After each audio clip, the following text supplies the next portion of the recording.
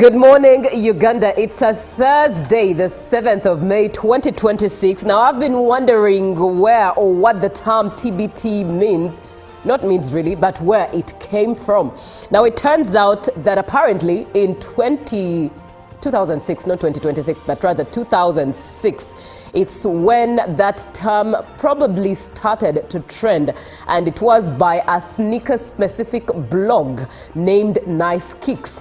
Now, this blog on Thursdays regularly posted photos of old basketball footwear, titling the series Throwback Thursday. And since then, 26 years later, here we are, starting your morning with some nostalgia on songs that played during your era and made your time or made your years as you were growing up, or as you were a parent, and reminding you of whatever memories you created then up to now. It is a good morning here on UBC TV, coming to you live from the Nile Avenue. My name is Julie F. Nantaba with Robert Chirabo Nyonyi Ntono. Now, President... It's a new government coming in. Why is it a new government? We are having a new parliament, you're having a new heads of state, a new cabinet. You know, when you look at all the arms apart from the judiciary. Right. But when you look at the executive, you look at the legislature, there will be a lot of changes. And of course the judiciary, well, for it, in the other way, that's very independent in its nature. But it's going to be a new government, new promises, new energies, new faces are going to come in parliament. We are seeing new faces. Of course, when he had a dinner to say farewell to the ministers, some will bounce back, but some will go. So there's so much. I'm excited to see another term of President Yoweri Kaguta Museveni. But also, Julie, have you noticed our skies of late? Yes, very busy skies it is. Very busy skies, very busy skies. You might think that first it's a thunderstorm, but when you notice that the sun is out and shining and it's all bright, and then you notice that, oh, it's actually not a thunderstorm, it's just an experiment. If you are in the EU, you would think Iran is working on you. But because we are far, and of course have no challenges with that, but I think all those are in preparations. I just want to believe, because usually there's that demonstration, that of fighter jets and exhibition, or then people flying down. I hope it will be that colorful again this time. Right. So as you're planning your movements, you're planning business, you're planning to transfer money here and there, remember 12 Tuesday is a public holiday, so prepare ahead of time. I thought it's important to remind our viewers. As is the culture of Ugandans. Ugandans love public holidays, so surely it's one day everyone is looking. Those that didn't know that the swearing ceremony of the president-elect must be a public holiday according to the Constitution. Now, in that same spirit, Robert, let's have a look at what we have on the local scene. Oh, let me begin with Muslims who have benefited from President Yoweri Kaguta Museveni's initiative to enable them go for holy pilgrimage. Now, over 150 imams and emirates have received a major boost ahead of this year's Hijjah after President Museveni extended the development was communicated by sister in Kampala. The pilgrims will travel in 2 bunches starting today under arrangements by Anwar Travels and Tawakul Travel. Receiving 21 million and an additional $500 as pocket money.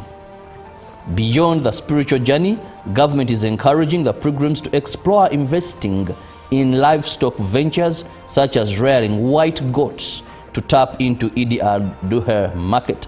He said the pilgrims should also translate into economic empowerment. State House Officer in charge of political mobilization, Hajat Mariam, called on the pilgrims to pray for peace and stability in Uganda while urging the Muslim community to remain patient as more opportunities are being planned.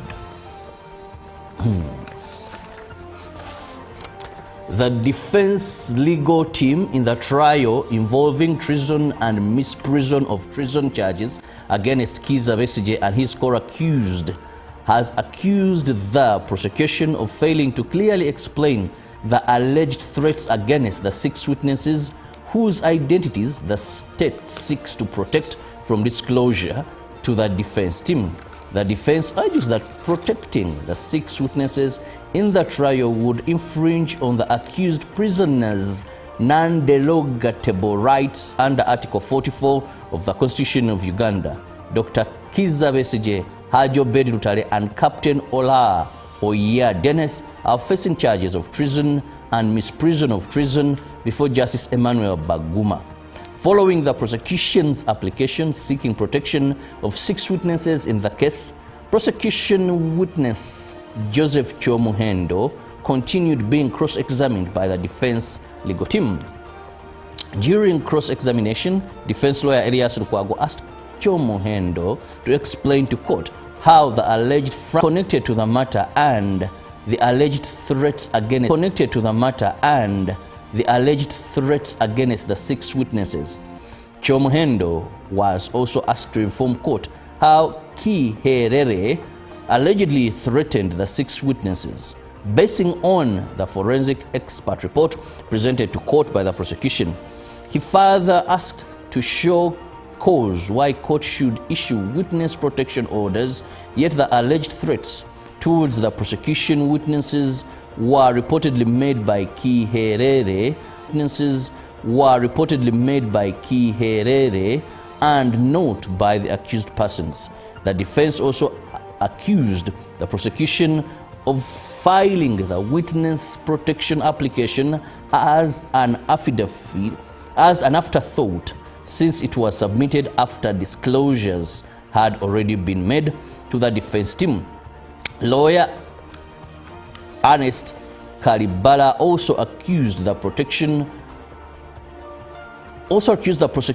of not being specific and clear on alleged threats towards the 6 witnesses, referring to the United Nations Convention and other cited statutes by the prosecution in support of the witness protection application. The defense challenged their applicability in the current circumstances.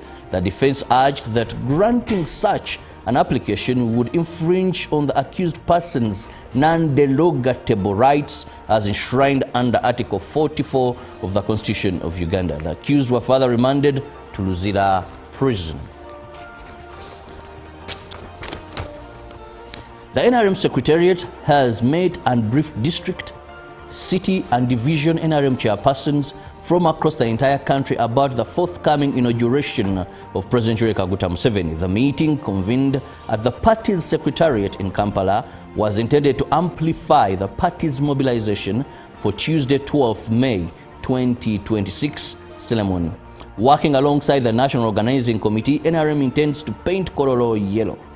The party has also tasked its structures to embark on countrywide popularization of the event. According to the NRM party, there will be a public drawn thank you message at the night of Monday. To those party chairpersons who lost primaries but chose to compete as independents, Todong said they await SEC's approval to reinstate them. NRM has announced a collection of 11 billion during the last internal processes, and all this is to be channeled to establishment of party offices across the country. Present were Ministers Jane Ruth Acheng, Musa Echweru, and Victoria Rusoke. And finally, we go to Buganda Kingdom. Buganda's Prime Minister Charles Peter Mayiga has commended the government for appointing a professional to head the National Media Center. Mayiga made these remarks during a meeting with the new Media Center boss Alan Kasujja and his team at the Buganda headquarters in Mengo.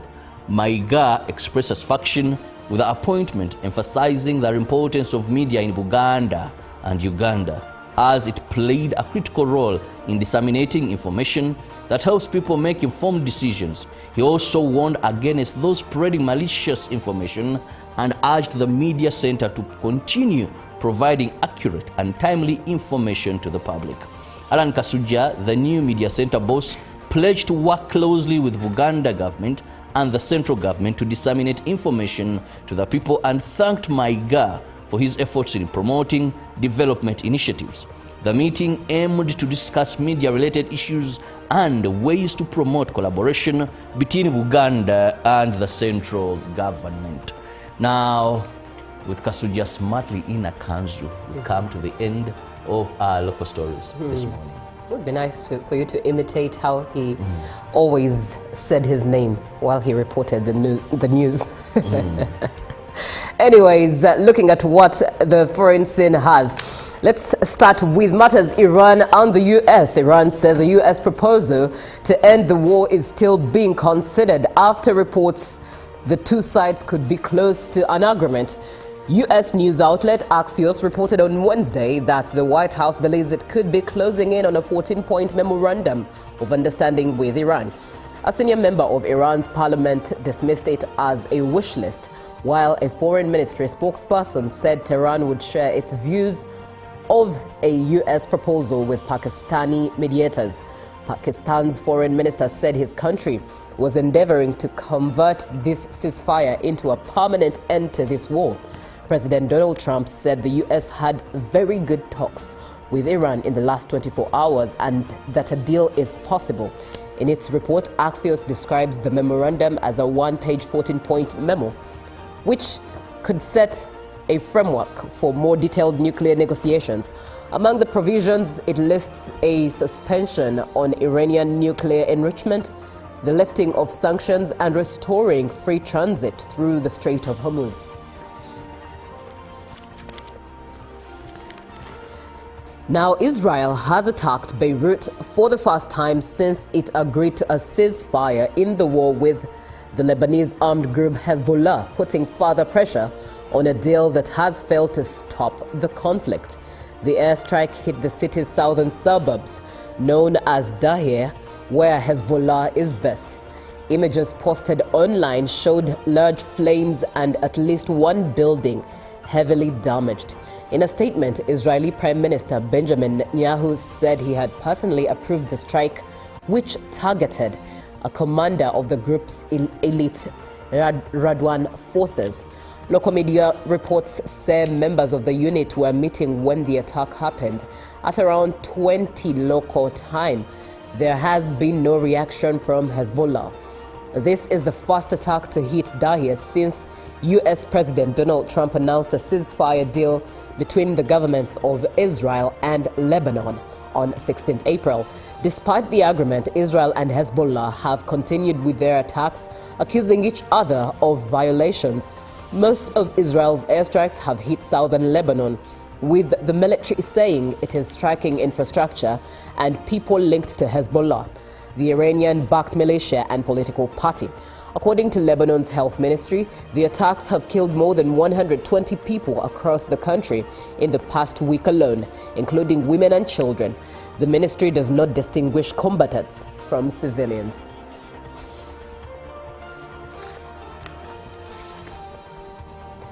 Now, on to matters the continent. France's Paris Court of Appeal on Wednesday ruled that investigations should resume against Rwanda's former First Lady for her alleged complicity in genocide. Last year, a lower court dismissed charges that Agathe Habyarimana had played a role in the 1994 genocide, saying there was insufficient evidence against her. Now in her late 80s, she has lived in France since being evacuated by France paratroopers in the early days of the killing spree. It was triggered by the assassination of her husband, the former Hutu president of Rwanda, Juvenal Habyarimana. Violence over a period of 100 days saw between 800,000 and 1 million Tutsis and moderate Hutus brutally killed, mainly by Hutus. The ex-First Lady has been under investigation since 2008, with plaintiffs claiming she headed the Akazu or inner circle of Hutu power. They allege she played an active role in planning and carrying out the massacres, drawing up lists of names of those to be executed. Her lawyer has described the decision to reopen the case as incomprehensible, saying there was no evidence to seriously support these claims. Now that brings us to the end of what we have on the global scene. An opportunity for us to look at what the dailies carry this morning. Robert, I see your reaction speaks a lot of languages, not just one. You see, whenever I think of the genocide in Rwanda, sometimes I don't believe these things were real. But the truth is they were. You know, how would you plan killing of so many people over tribal? I just think, were these humans really? What had gone into their minds? Well, things that get people killed or get societies in a lot of quagmire that leads to loss of life, religion, you know one thing that tribe, hurts there is that the media, politics. that the media played a very big role. Yes, the media played a very big role indeed. So sometimes it speaks to me to be more responsible Right. while on air. That small things you may say, you may never know their impact. Indeed, I do agree with you on that. But what do we have on the dailies? Well, we begin with a bill. The New Vision has that. The sovereignty bill, how law will affect you. Then a list of crimes and penalties offenders face. So it's important for you to ensure you're well versed with this law, and the Vision has brought it for you so that you know, ignorance is no defense. I didn't know, well, you'll be before magistrate. And security busts drug trafficking ring. This story, Julie, shook me when you look at the weapons, but good security did its job. Okello Onyum appeals death sentence. Wow. Now, this man, you can never know how long the appeal process will take. Julie, I guarantee you, Okello can even maybe apply for law is law. You can be shocked seeing him on the streets. I wonder how fast the process will be, given that the hearing that we've been looking at or studying, that has been undergoing, was really, really fast. With high courts, the higher you go, the more complicated the process and longer usually it takes. But given the type of case if it is prioritized, but if it's left under normal appeals, it can even go for 3 years. Yeah, true. For 3 years. So, and then we have Museveni sponsors 150 Muslims for Hijjah. Then pass O level, there is physics studies inside. Now the beautiful wedding is also there. That is the first family's granddaughter. There is a hall, and these guys have height. Wow, they're really tall. Some people are blessed in all aspects. You have the beauty, you have the height, you know, you have the money. And what do? All you have is to thank the Lord. Now, let's move to the Daily Monitor. Museveni's 40 years of regional influence and new law to compel drivers to fully pay road crash victims. Okay. Driving, now you must be very conscious. Bank of Uganda raid, 5 police officers arrested. This thing also is another thing that is hard to understand and believe. Bank of Uganda, I passed there yesterday. I was like, but where did they pass? This gate, they say, the side of the Constitutional Square. The place is very guarded. Even just park, even walking closer, you're like, get it. But man detained over guns, forged passports. This is another story that you should read. I saw Simon Monday. Here, this was a gun. All this, how did it enter and how did it get it? Then the lizard here, how Among delivered the sovereignty bill. Now the lizard comes in and say, new speakership team in the bag. Then Centenary Bank, end of an era that has built a giant and start of another. What do they mean? Many people in Centenary Bank, end of an era that has built a giant and start of another. Well, let's see what Julie has for us. Definitely so. We are going to Tanzania, and that is with the Citizen. And the headline therein, how Tanzanians are coping amid galloping fuel prices. That's the headline. But also, Samia, why I picked opposition leader for deputy minister post. Very interesting one to know why. Amson's group urges Tanzania investors to go regional as Kenya ties expand, and COOP Bank's role in bridging the financial divide, and Tanzania bets on quality in tough sesame market. Now looking at the Daily Nation, representing Kenya, their affordable housing bosses to earn 86 billion profit, 86 shilling billion profit there, and revealed Ruto's phone call to Gachagua's doctor. Wonder what Ruto was telling Gachagua's doctor. Get yourself a copy of the Daily Nation. Now let's have a short break. When we get back, we are looking at assessing NRM preparedness ahead of the swearing-in ceremony for the 7th term of President Yoweri Kaguta Museveni, president-elect as of now. Stay tuned. Live from UBC Studios in Kampala, this is Good Morning Uganda.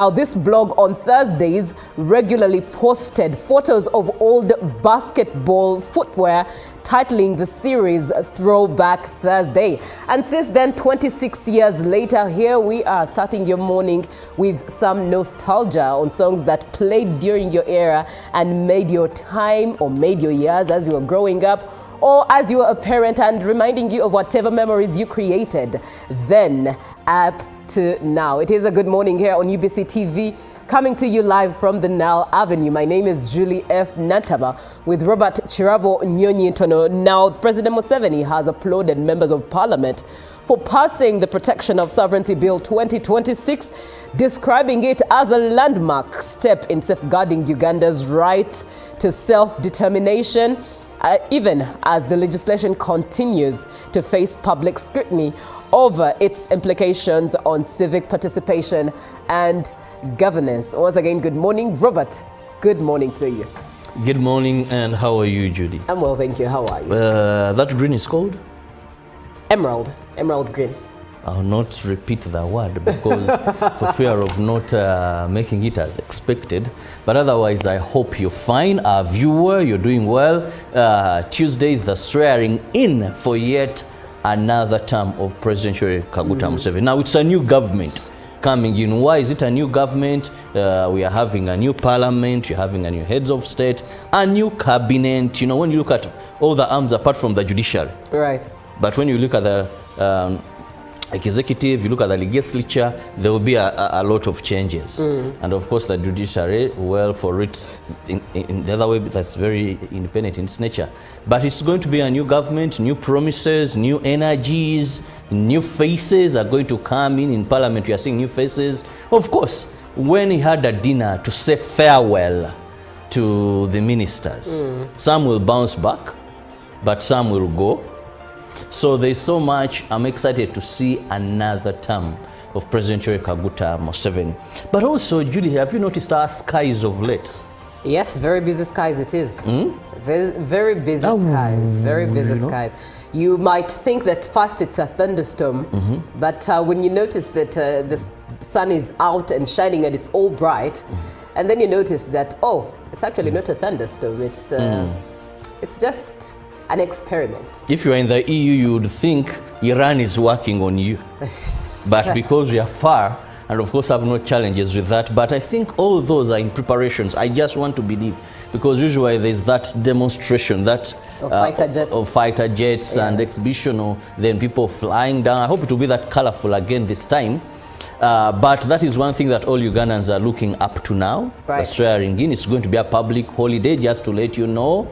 So whatever you're doing, do it knowing there is a public holiday coming. Right. So as you're planning your movements, you're planning business, you're planning to transfer money here and there, remember 12th Tuesday is a public holiday, so prepare ahead of time. I thought it's important to remind our viewer about. Indeed, and as is the culture of Ugandans, Ugandans love public holidays. So surely it's one day everyone is looking forward to, especially for those that didn't know that the swearing-in ceremony of the president-elect must be a public holiday according to the Constitution. Now, in that same spirit, Robert, let's have a look at what we have on the local scene.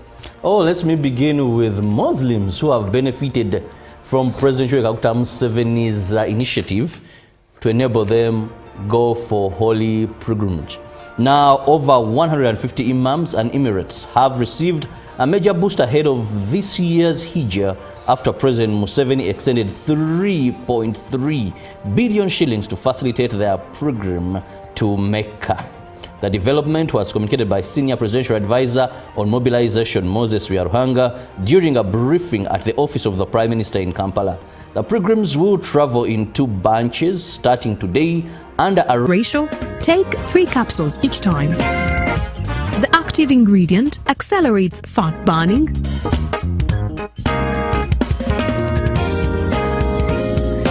eat twice a day, don't take a detour. Weight loss starts now.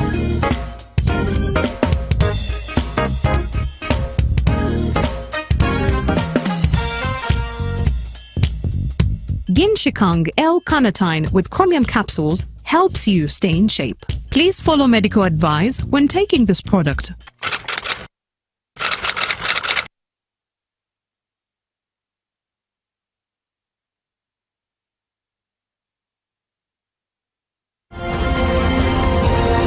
Live from UBC Studios in Kampala, this is Good Morning Uganda.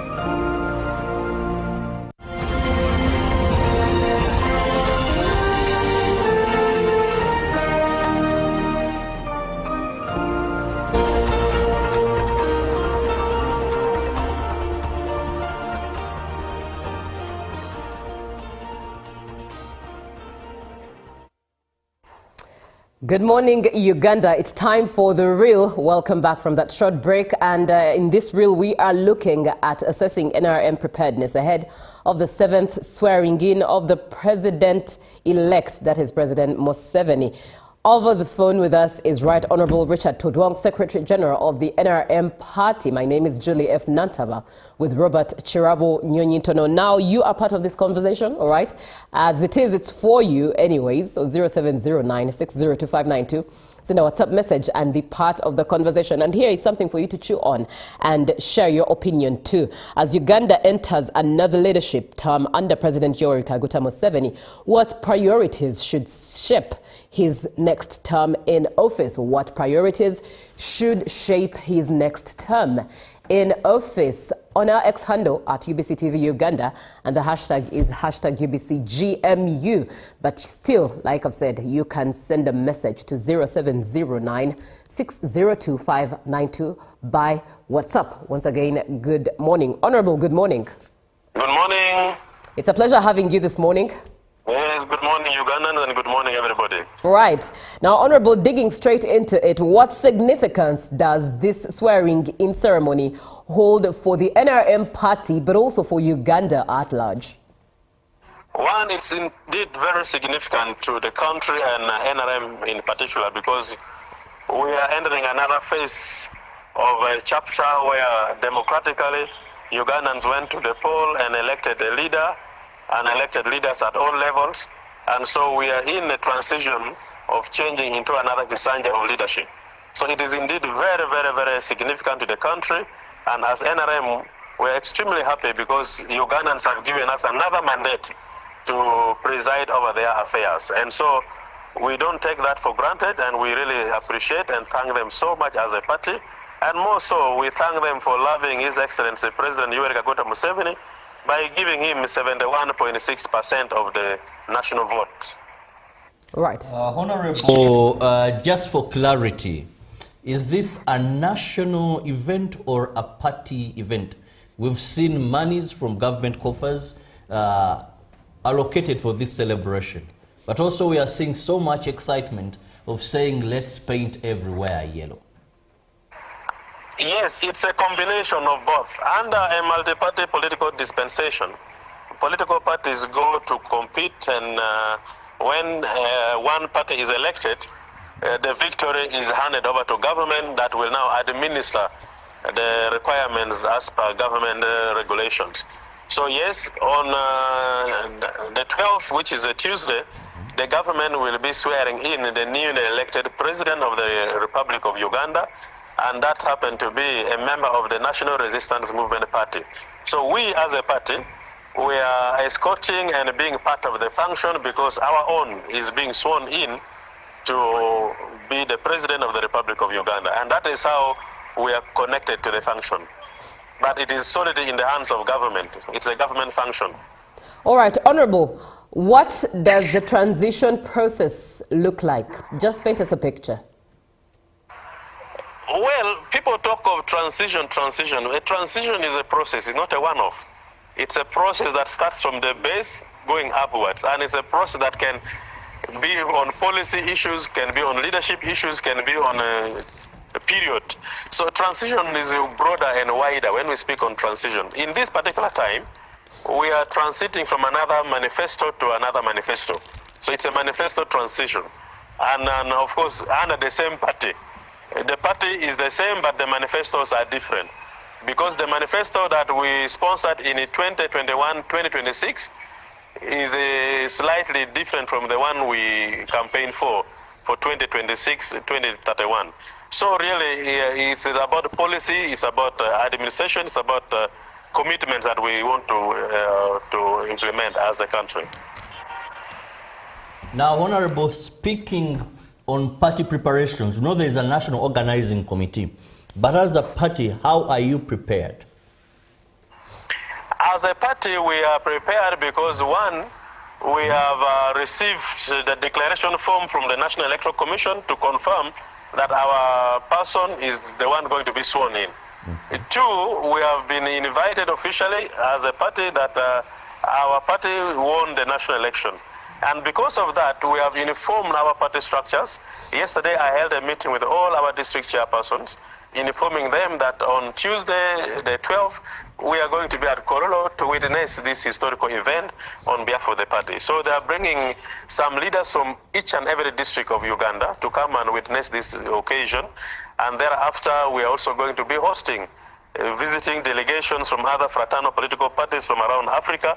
And government is also telling us that there are quite a number of heads of states and heads of government that have confirmed their attendance. So yes, we're all geared up for the function and we are excited.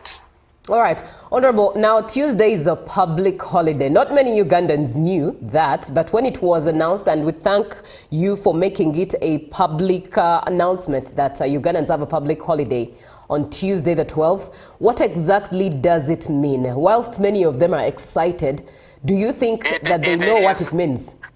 It is very, very significant because the office of the president, the presidency is the hallmark of everything in a country. It is the pinnacle of administration. So when we are installing a president, definitely there must be that decorum, there must be that national respect that we give to the occasion, because it is not just an ordinary office. So making it a public holiday, I need to thank the government and the public service for recognizing the significance of that day, to make all Ugandans realize that a president is being installed and a president is being sworn in. And because of that, definitely the respect that the country gives to the occasion is by offering a public holiday. Now, Honorable, we know the president won with a very big margin in the just concluded elections. Yes. And that means that his party, I want to believe, though there are those that don't belong to NRM that did vote for you, but who is coming to Korolo? Because many would love to. I was speaking to some NRM chairpersons, village level, very excited to be in Kololo. But we can't accommodate everybody. So as the party, what has been your selection of persons that must be in Kololo? One, the National Organizing Committee sends out invitation to people who should attend. And of course, part of the invitation was sent to the party. We have been invited, but good enough, now they have co-opted us as co-organizers because of the party's involvement. Now, the invitation that the National Organizing Committee sent out, of course, it's to all members of parliament, cabinet ministers, permanent secretaries, local government leaders, and all the leadership in the country. And we as a party, we have also sent out invitation to representatives of our leaders at the district level to come. And within Kampala, the metropolitan Kampala, from what I learned, the mobilization is for everybody who can come to Kololo should come. Because this is a very important day that people would like to witness. And also we have realized that the television stations are going to be airing this live, and those who may not be able to come to Kololo may follow the proceedings from their television screen. So yes, everybody is informed, everybody is mobilized. Those who can come to Kololo can come, though the space may not be enough to accommodate everybody, and that is why there are categories of invitees because of the space that will be in Kololo. There is going to be a parade, there is going to be some demonstrations, there is going to be gun salute, so all those things are going to happen in Kololo. All right, thank you very much. President Yoweri Kaguta Museveni is swearing in for the 7th term. But in your opinion, what priorities should shape his next term in office? Do let us know, 0709 602 592 by text WhatsApp. But also share your opinion as well on did I say that? 0709 602 592. I meant to say that at UBC TV Uganda on X. The hashtag is UBCGMU. Share your opinion and tell us what priorities should shape his next term. That is the president-elect, President Yoweri Kaguta Museveni. What priorities should shape his next term in office? Someone comes through and says, congratulations to the national chairman of the NRM, General Yoweri Kaguta Museveni, and happy swearing-in ceremony. This is Alfred. Thank you so much for being on the show. Now, Honorable, what key activities has the party lined up ahead of the event of swearing in? Today we are going to be moving to the venues. One is that because of the number of people we expect, we cannot hold them all in Kololo. There are areas where we are going to have as holding ground. For example, we have secured Nakawa. Nakawa is where we are going to have Nakawa Institute of ICT. We are going to be having it as a holding ground for all the visitors that are coming from upcountry. And we expect them to arrive on Monday, so that we do accreditation, we give them their invitation cards, we brief them about the function, and on Tuesday, very early by 6, they will be at Kololo. And then we also going to have a UMI, Uganda Management Institute, as another holding ground for the population that will be coming from around Kampala and many other areas around. So today we are moving around to inspect those areas with the security, and we shall be agreeing on the program from today up to Monday, Tuesday.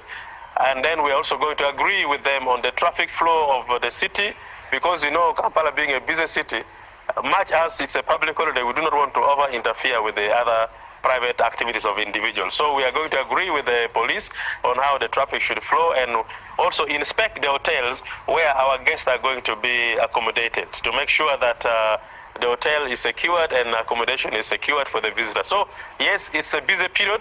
We are working hand in hand with the National Organizing Committee to make sure that this are done effectively. Now, Honorable, one wonders, where does your party get the money it uses? Because you had a successful election right from grassroots. When you look at the budget because your election was much bigger, if I may say, compared to the national organized by the Electoral Commission. Successful, well organized, one wonders the money. Here we come to the swearing in. Much as government, we had a supplementary budget for the National Organizing Committee. But bringing this all from up country, getting them to the hotels, all this, how do you manage as a party? traditionally, if I may refresh your memory, in Africa, a matured home state has many friends, relatives, and in-laws. And when there is a function in such a home state, all those people contribute to the activity that takes place in a home state. I hope you know that. So NRM being a party that has been around for quite a long time, definitely. There are also matured friends, matured relationships, and contacts that are very, very beneficial. So we also benefit from such generosity of our comradeship and our friends. Two, internally, there is also contribution that our members of parliament make to the party. And also government gives money to political parties. I'm sure you know that through iPod umbrella, we receive some money from government. So all this put together, definitely, we have some little money to, not much, but little, to do our political activities. All right.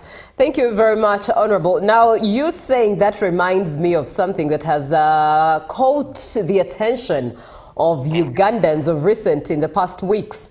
We've been looking at fighter jets in the skies, and it's been quite something amazing to look at. Is it anything connected to the swearing-in ceremony? It's part of the rehearsal. There's going to be air show and there's going to be demonstration by the Uganda People's Defense Forces. I need to thank the Chief of Defense Forces, General Mozi Kanerugaba, for organizing the defense forces and making sure that they are up to the task of defending this country. So I'm sure there's going to be a demonstration by the UPDF Air Force and many other parts of the military. And also, like I said, there is going to be a gun salute because a new president is received through a gun salute. So all this are expected at Kololo. Now, Honorable, going back to party affairs regarding this day, you're having your candidate, president-elect, coming for the 7th time. What does this mean to democracy in the party, internal democracy, and the party at large? That is very, very important, that the people can keep electing you if you're a good leader for many, many times. And it's a sign that democracy has no term limits. Democracy is about the desire that people have in a leader, and they keep electing him. And that's why last time we were wondering why people would like to put term limits in a democratic process.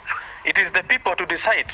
Once the people say we do not need this leader, they would have given a limit to that leader. And therefore, it cannot even be legislated and put in a constitution that there must be term limit, because you would stiffen democracy. So the real essence of democracy, set everybody free and let the people exercise their mandate to vote whoever they chooses.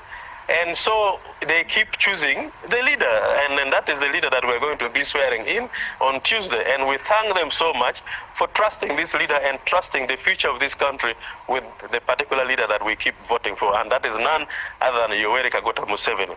All right.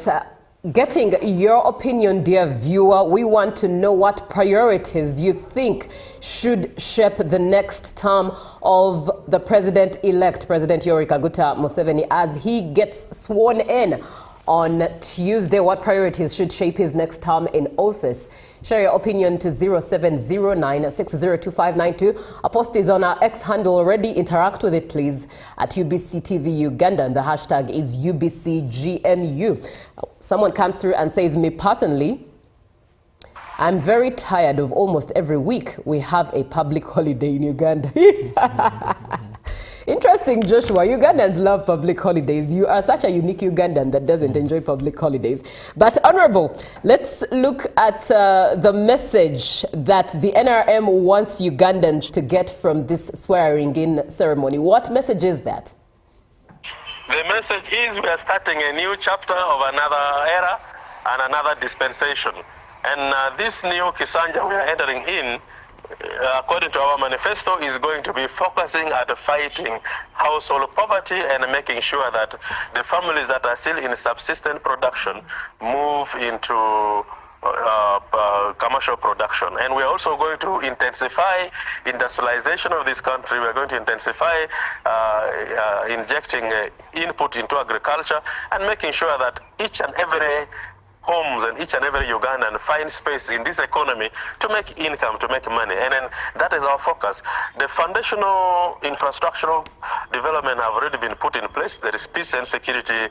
We're intensifying road constructions, making sure that the national roads are motorable. We are thinking of a standard gauge railway to make sure that we overload our roads from heavy-duty vehicles so that they are not damaged.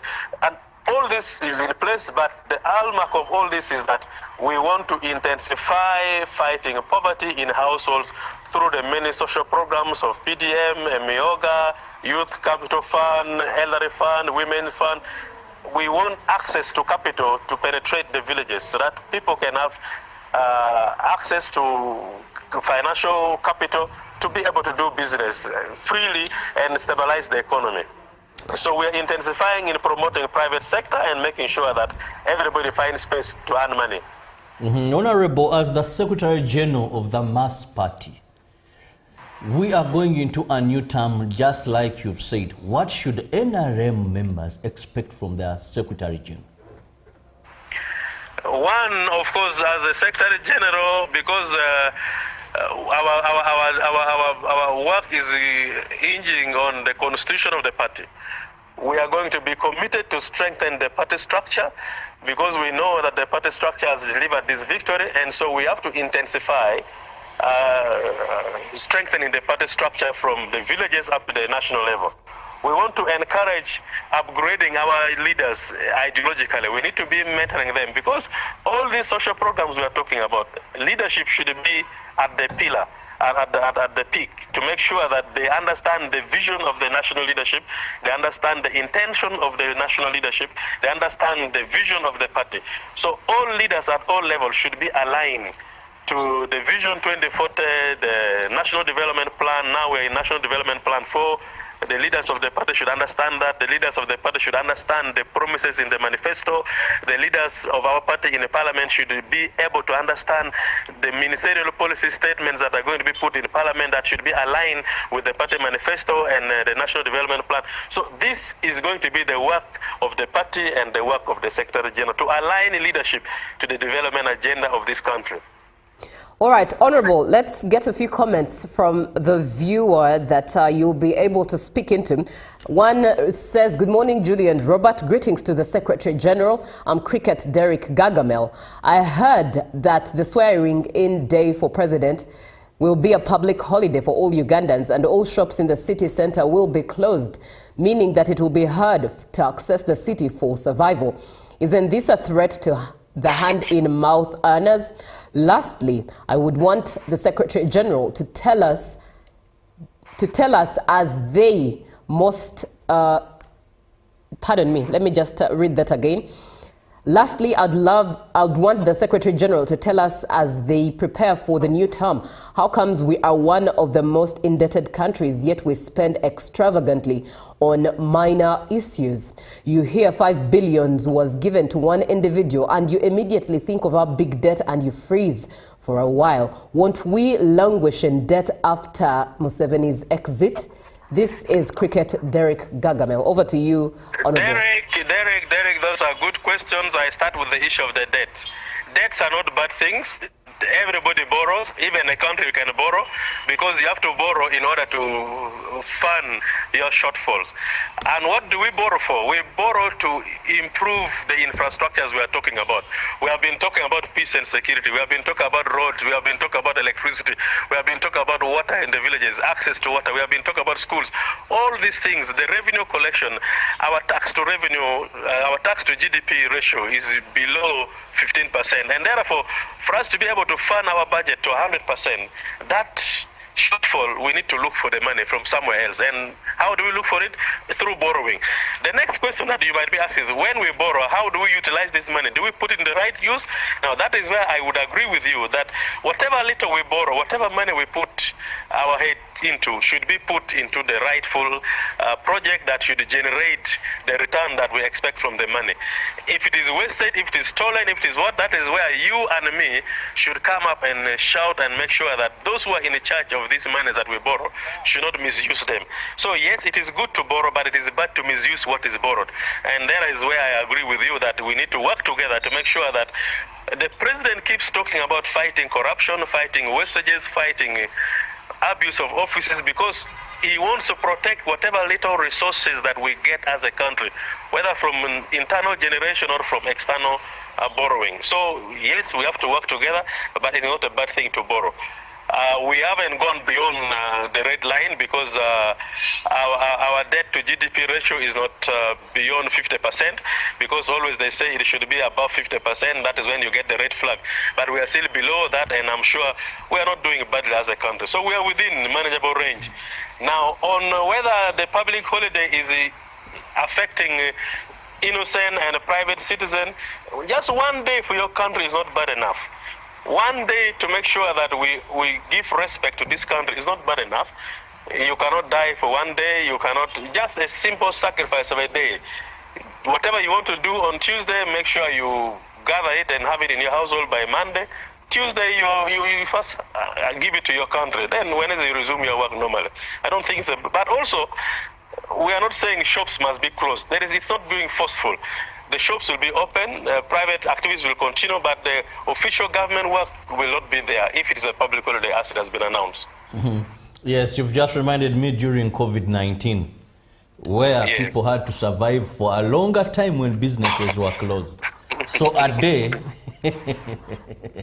just refreshing my mind, Honorable. Just a day for your country is not bad. Now, Honorable, the question on the minds of many Ugandans is, and I want you to be as simple as possible for the ordinary Ugandan. In Uganda, they're asking, Chechi Pia, what is going to be new? What is going to be new is that our concentration is going to be on the real hardcore poor in this country. We are going to focus at urban poverty. We are going to focus at the youth unemployment. We are going to focus at the rural areas for investment. We are going to make sure that money gets into the hands of the ordinary citizens. And that is our focus, and that is the new thing. Initially, people think we are repeating the same thing, but we are not. Every manifesto, we promise new things.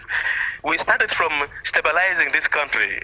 For those who are old enough, you know that Uganda was not a country that was stabilized security-wise. So over the years, Uganda has been stabilized. And by the way, we became totally peaceful from around 2007, when the war in the north ended and the rebels moved to Central African Republic and the IDPs went back to their homes. That is when we started seeing total peace in this country. After that, infrastructure development was supposed to be extended, the roads, electricity. So we have done the hardcore, what the president always says, the hardcore issues. We are now on the software. That is making sure people earn money and people do businesses and they improve the welfare of their family. So we have been moving stage by stage up to where we have reached. And the future is very bright. We are going to have money in homes, we are going to have money in households, and people are going to be living better. All right, thank you very much, Honorable Richard Twodong, Secretary General of the NRM Party. Thank you for making time this morning to speak with us, and indeed wishing you a good preparation journey of the ceremony. Now, looking at some of the comments coming through as we close this conversation, Ugandans, good morning, Uganda. In this new government, we request that communication on the budget allocations be given space to fight corruption out of local governments. This is Abdul Muyimbwa, an economist. And good morning, Uganda. Honorable, Uganda's expenditure is more than the income, Mr. Twodong, somebody says. And finally, good morning, moderators. Why is it that Honorable is not clear about the transitional era? What is exactly meant for the transitional era? This is Dennis speaking with us. Honorable, I don't know if you have an answer within a second for that. Otherwise... Thank you so much. I was saying the transitional era is that every time there are transitions comes in very many ways. I was telling you that we are in a policy transition, a transition from one manifesto to another. And so there is a leadership transition, there is systems transition, there are policies transition. So he did not understand when I was saying transition comes in different layers. So we need to understand all that. All right. But in all that we talk about transition, there must be peace and stability for us to be able to talk about any form of transition that we've been talking about. All right. But thank you so much, and I wish you all the best, and God bless you. All right. God bless you too. Thank you for your time this morning. Up next is JMU Tourism Express. Good morning.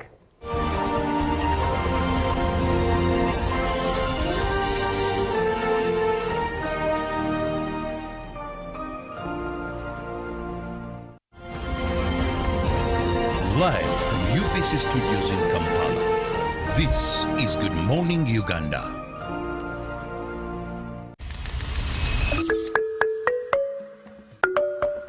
I would like to congratulate His Excellency the President Yoweri Kaguta Museveni for a landslide victory in this year's presidential elections. My message to Ugandans is that let us give support to the leaders who have elected. Let us listen to what the President is saying and we assist him to achieve that ambitious target, since that's the word you are using. First of all, we have 3 ambitious targets that we must achieve. The tenfold growth, and to ensure the economy grows at double digit, and to also assure all Ugandans to make that qualitative leap to a higher upper middle income status. Those are 3 targets which are very, very ambitious. And we cannot achieve them unless we listen to what the President is saying, unless we all work as Ugandans. I would also like to invite them to come to Kololo on 12th of May to come and witness that historical occasion of our President swearing in. Those who will not manage to come, the function will be relayed live on all TVs, on radio, all radio stations, on all online platforms. We shall get a link where people can also watch, those ones who may not be accessible to online platforms.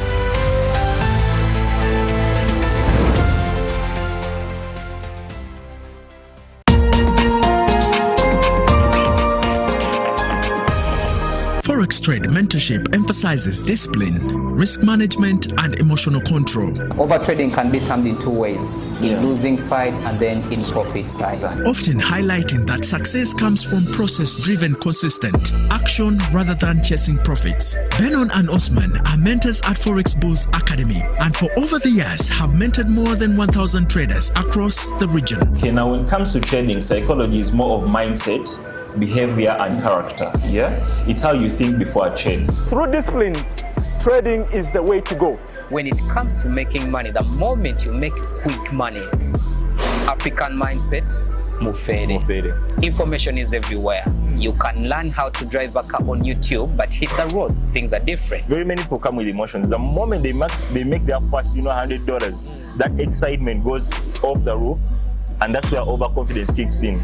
This week we'll learn a little bit more about Forex.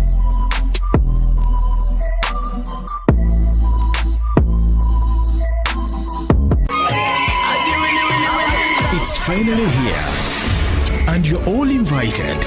This Thursday, the 7th of May, 2026, is the grand launch of UBC Totore Radio 90 FM, based in Moroto, Karamoja.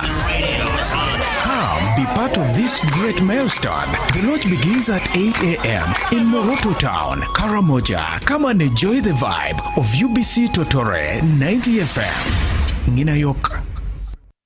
I know what Uganda needs. When General Caleb Akantwanaho retired, Salim Saleh presented his long, detailed analysis of Uganda's economy and structured recommendations for improvement in the form of the Third National Development Plan, NDP-3, to President Museveni.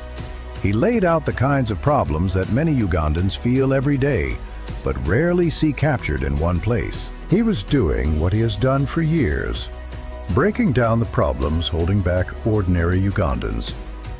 He talked about distortions in factors of production, such as land conflicts that choke investment, the high cost of finance for ordinary people, the shortage of skills among youth, the slow pace of value addition, and the gap between production in the villages and the factories in industrial parks. It was the kind of diagnosis a technocrat offers when trying to get a country unstuck. The president's reply was striking in its simplicity. I know what Uganda needs. At first, to others, it might have sounded almost dismissive. But when placed in the context of 40 years of state rebuilding, economic reform, and political stability, it revealed something deeper. a belief that Uganda's path to transformation has been consistent, deliberate, and informed by lived experience rather than theory. His confidence is not based on guesswork. It's based on the journey already traveled. He always stresses that any serious revolutionary discussion about the economy of Uganda, or indeed much of Africa, should include the following questions. 1. What was the economy of Uganda like in 1900, at the dawn of colonialism? 2. What was the economy of Uganda like in 1962, at the sunset of colonialism? 3. How and what was the magnitude of the collapse of the Ugandan economy between 1971 and 1986? Idi Amin, Obote II, Okello. 4. What, therefore, was the economy of Uganda like in 1986? 5. What is the Ugandan economy like today, and why?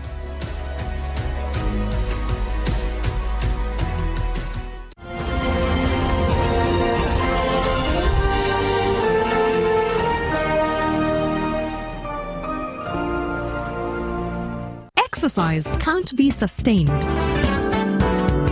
Eating can't be stopped. It's even harder to lose weight. Come and give it a try. Genshikang L-carnitine chromium capsules. Plant extract, scientific ratio. Take 3 capsules each time. The active ingredient accelerates fat burning.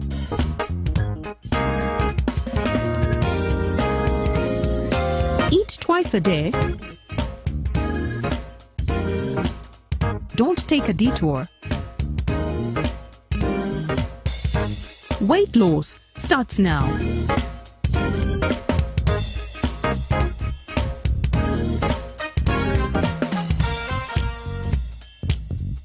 Genshikang L-carnitine with chromium capsules helps you stay in shape. Please follow medical advice when taking this product.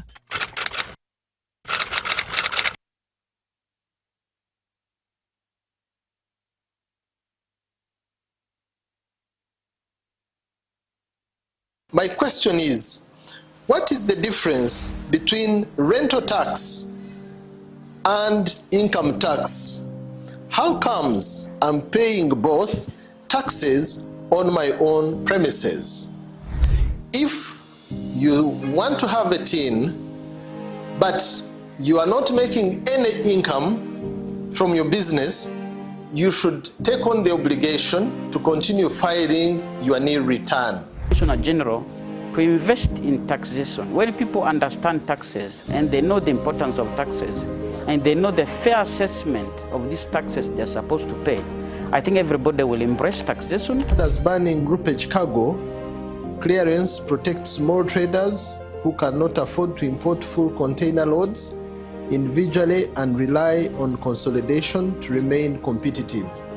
Cargo to come in groupage is consolidation, it's legitimate, and we can't ban it.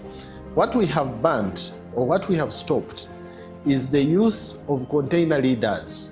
Now, Fiona, the good news I have for you is that among the new tax proposals, now you can get direct answers. Send your tax-related questions via WhatsApp or SMS to 0790-141-887 and the Commissioner General of URA, John Musinguzi, will personally address them. Tune in to UBC News Tonight every Monday and Wednesday for expert insights and clear explanations. Booza Commissioner.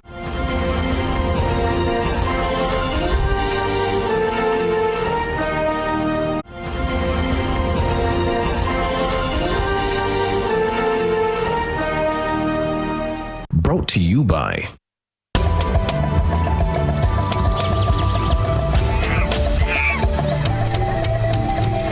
Uniquely Ours. Explore Uganda. Welcome to Bulago Island, a unique and unrivaled destination perfectly situated just 1 mile south of the equator. Nestled within Uganda's waters of Lake Victoria, the world's largest tropical lake, and the very source of the Nile, this 509-acre island offers an aura that feels almost otherworldly. My name is Alison Porteous. I've been living on Bulago Island now for 28 years. When I first came here, there was no one else here besides a few farmers and fishermen. For 25 years, the Lake Victoria Sailing Company has carefully stewarded this land, protecting its forests, working alongside local fishermen, preserving its delicate balance.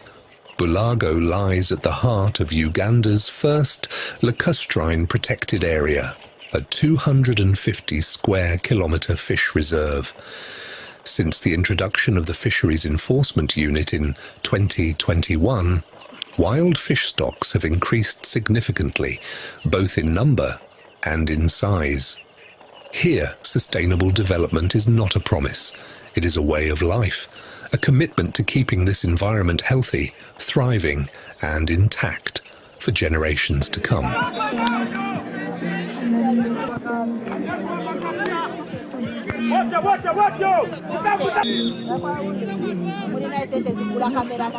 Bulago is the ultimate weekend escape. You may choose a leisurely 2-hour cruise aboard the MV Silverfulu ferry, perhaps even pausing briefly at the equator.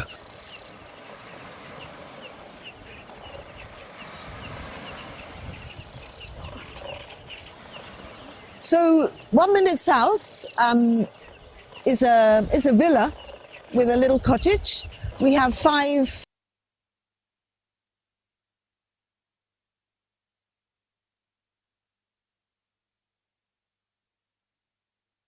double rooms. So it's a good place for a house party or for celebrating birthdays or getting together for weddings, anniversaries. It's a great swimming pool, which is 3 meters deep, and it also has an amphitheater. We also have an amphitheater. We do art and music festivals. So we've had 200-300 people coming together for music and dance.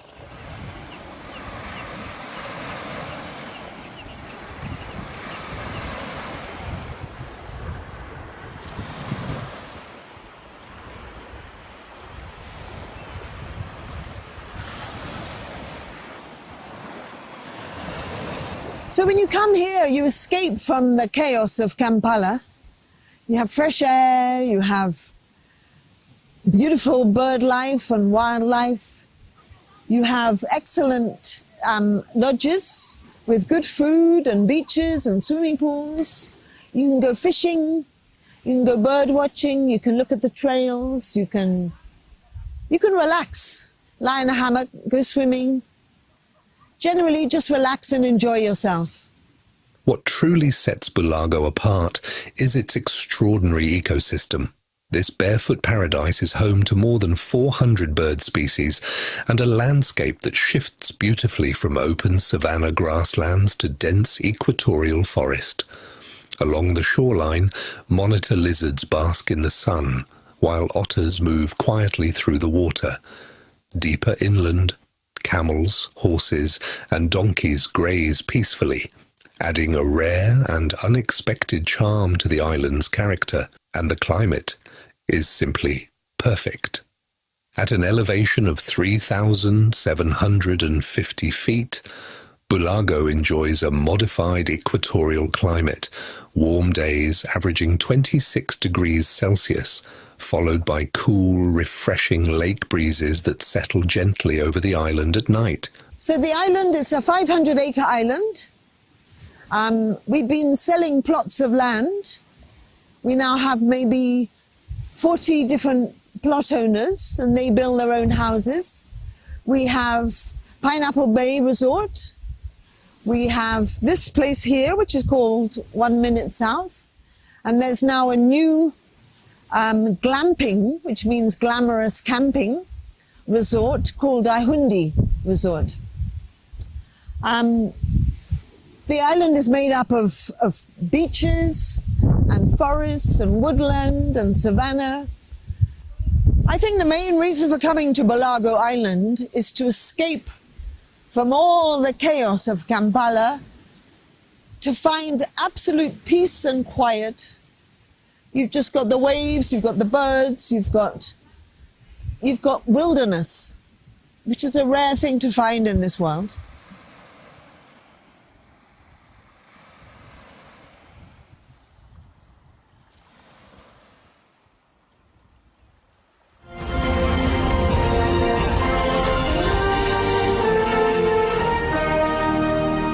Brought to you by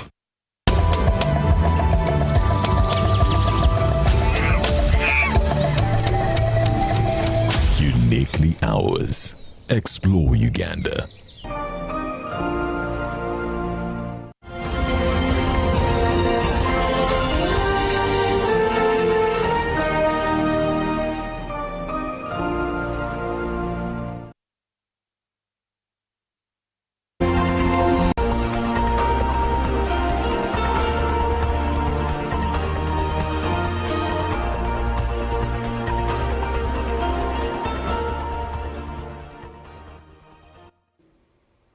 Welcome back from Bulago Island. Now let's talk business.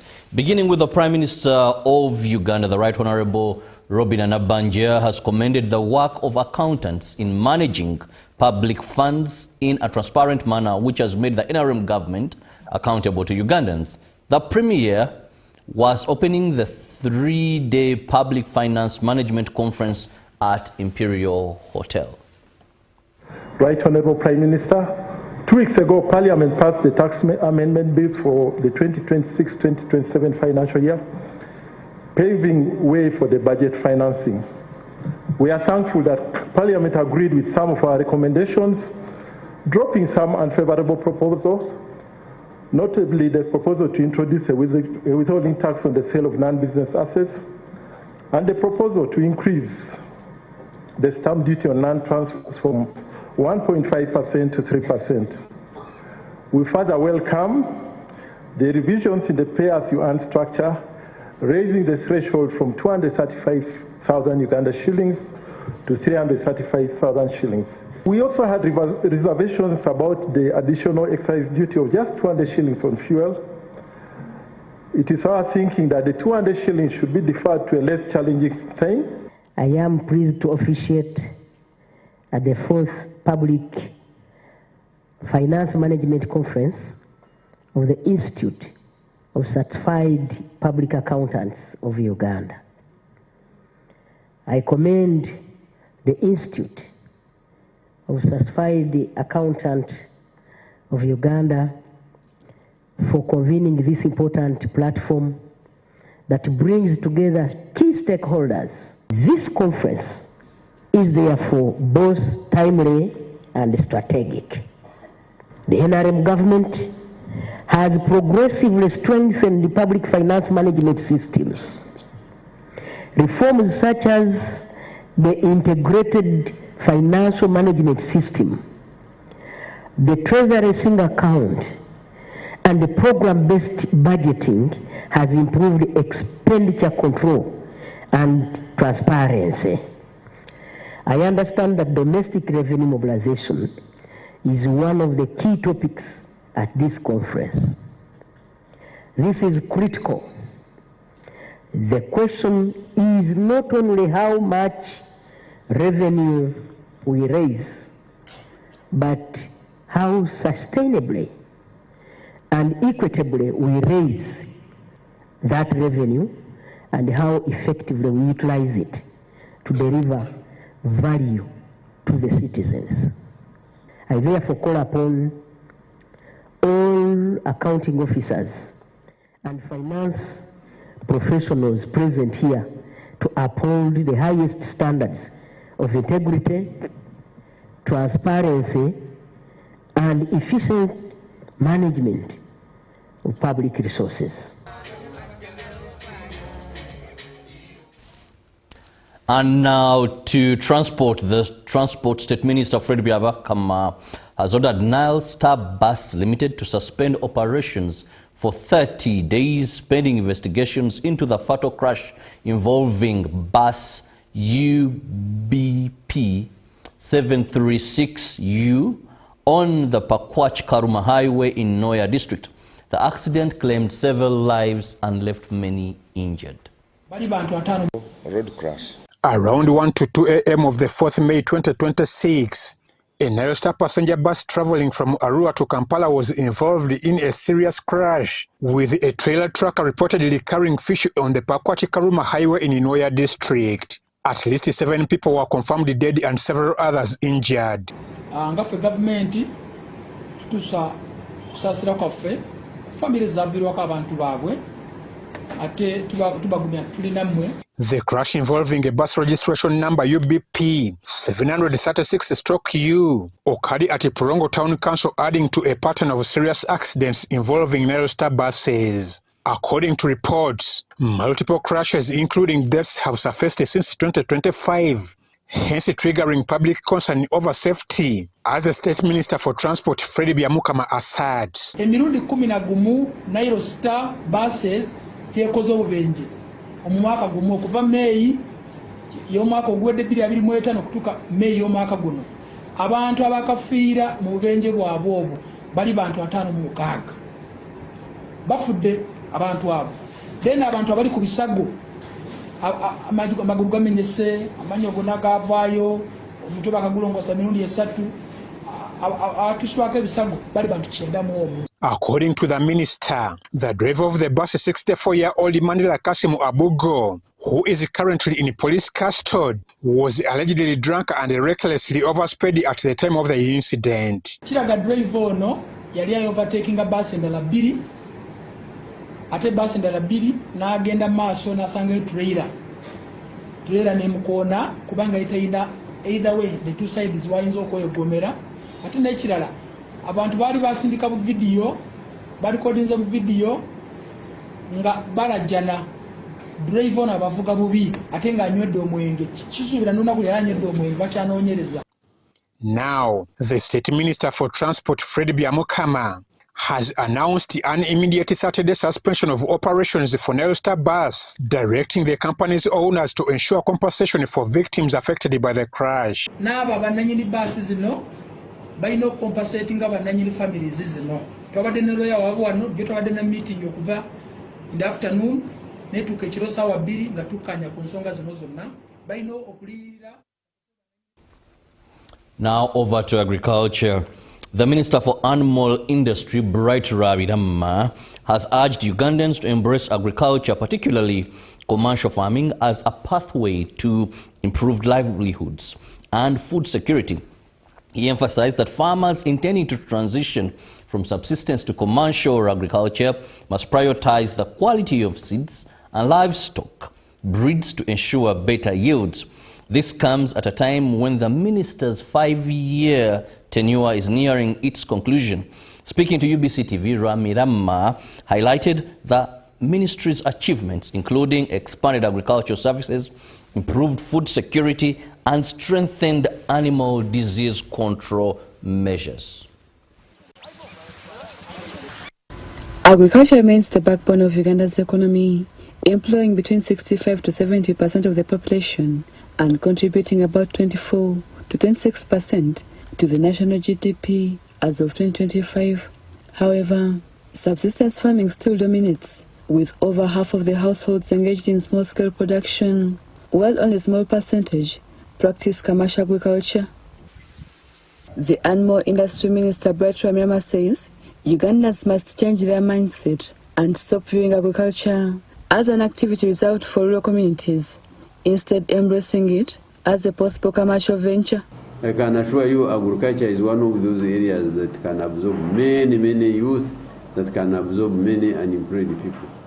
Because we still have a lot of arable land, our climate is conducive, we don't have winters, we don't have disaster droughts. So people can indulge in agriculture as a business. He further notes that farmers must invest in highly quality seeds and improved animal breeds to enhance productivity and meet international market standards. We have done a lot of research in Naro, and we have varieties which are high yielding, very efficient, and resistant to climate change. So when you go to plant, when you go to rear animals, you must check the best quality for both beef and dairy. Crop production, you must look for efficient plants. Reflecting on his tenure, the minister says the ministry has made significant achievements, including improving food security, controlling pests and animal diseases through vaccination programs, and increasing agricultural exports. We have made sure that our citizens have food and nutrition security. We have also made sure that the farmers get income. We have also moved to mechanize our farms. You must have been aware that we have distributed quite a number of tractors to different cooperatives, especially producers' cooperatives, around different ecological zones of this country. For both dairy and crop farmers, equally, we have passed the animal feeds bill. This will ensure that actually our animals get good feeds. Despite these achievements, he highlights some of the challenges therein. The first challenge is climate change. You have people planting and they have failure of crop. And yet the budgets were so slim. The other challenge was the mindset of the population. As of early 2026, the agriculture sector, including fisheries, continues to play a central role in Uganda's economy, with assurance from the minister that its contribution will grow further. Rebecca Nantongo, Gloria Gutabinji, UBC News. Well, thank you, Rebecca Nantongo. And with that, we come to the end of our business segment this morning. When we return, it will be Julie doing the agenda. Then after, I'll come back with Good Morning Uganda Extra. Keep it with us.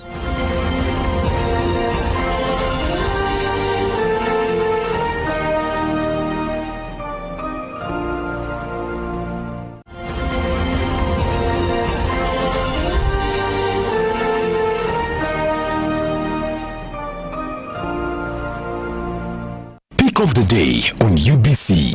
He expected me to die like within the first 2 years. Out of the blue, the child will get pains, especially in the wrists. And this happens commonly when children are starting to walk. Was brought to you by I'll call you every day, yeah, yo, baby, don't know. You can now get all the Chibuzi out with MTN voice bundles. Call all networks. Kubei Dondoro. Buy a 25-minute voice bundle for only 1,000. Or buy any daily voice bundle of your choice. Dial *100 *21# and select daily, or use the My MTN app. When we talk together, we are unstoppable.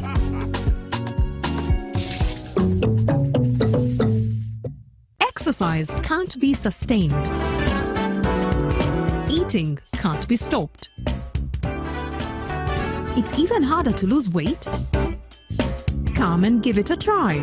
Genshikang L-carnitine chromium capsules, plant extract, scientific ratio, take 3 capsules each time. The active ingredient accelerates fat burning,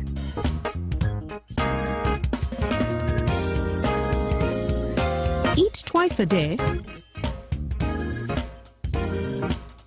Don't take a detour.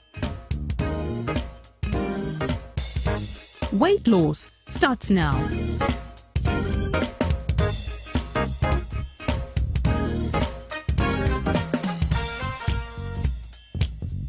Genshikang L-carnitine with chromium capsules helps you stay in shape. Please follow medical advice when taking this product.